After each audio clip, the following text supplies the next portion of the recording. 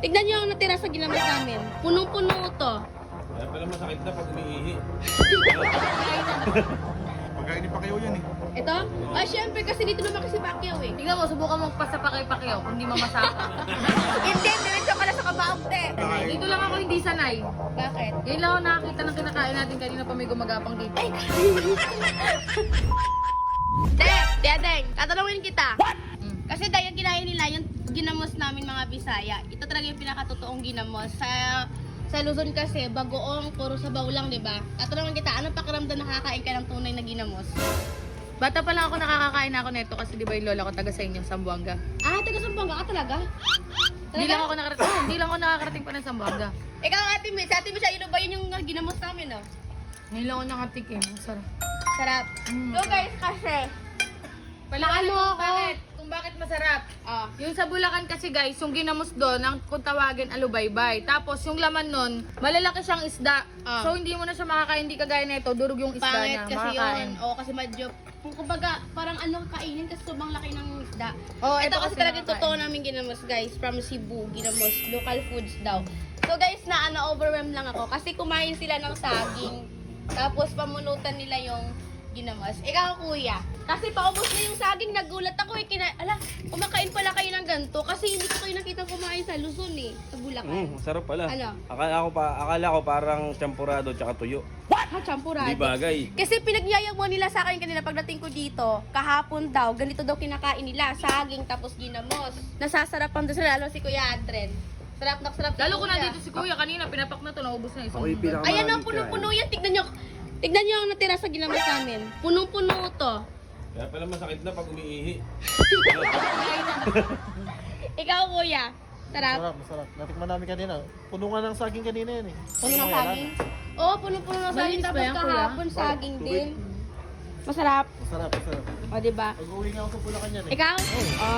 Order. Oo, ang dami nagre-request sa akin na uwian ko daw sila ng ginamos na ganito. Ito talaga yung totoong ginamos, Day. Ito yung pambansang ginamos, pambansang ulam namin. Tawag dito, pampulutan ng mga saging, mangga. Tignan mo, kumuha Pag sila walang ng mangga. ulam, kunin ang ginamos. Oo, ulam na yun, kuya. Sa amin, ginamos lang ulam na yun. Pero pagkain ng mayaman yun, di ba? Hindi.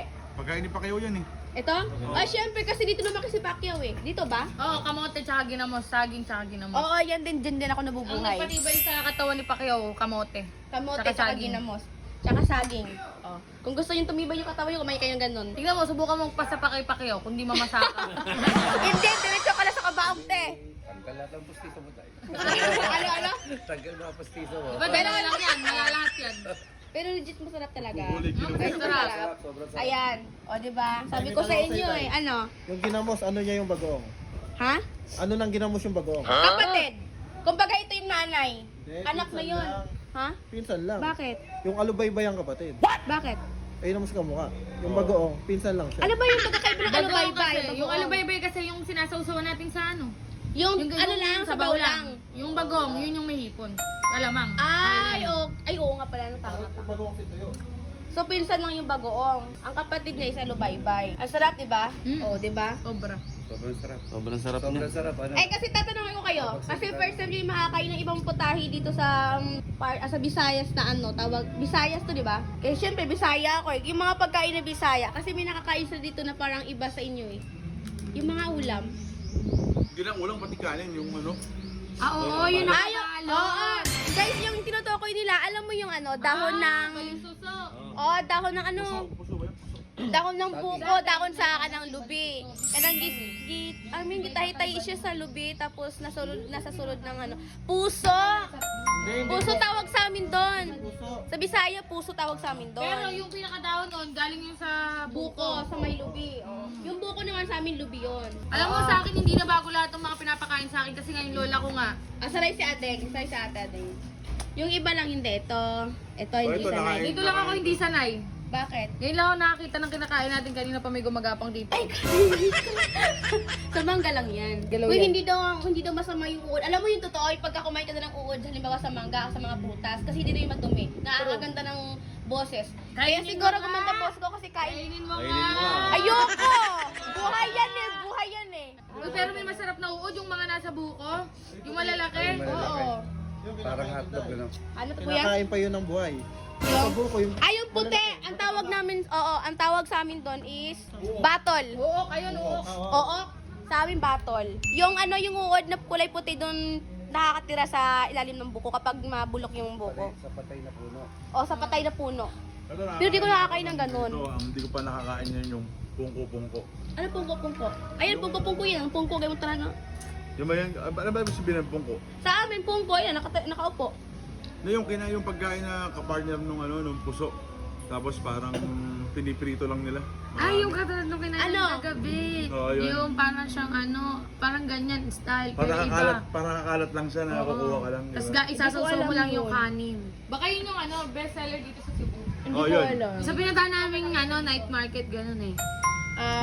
Okay, yun na guys. Ubos na yung ginamos. Saka kakaiba talaga dito sa Cebu guys kasi tingnan nyo naman yung kanin nila sa pressure cooker para malambot yung pagkakaluto. Pinakuluan muna yung matagal yan. Oo. Pinressure yan. Ganyan. Kaya aesthetic talaga yung mga taga-Bisaya. Dahil, At saka di ba meron kayong kamo dito sa Bisaya na puso, yung maliit na kanin? Oo. Sa Bulacan meron din nun. Ano? Yung malaki, ano yung tawag doon? Balinsuso. Balisuso.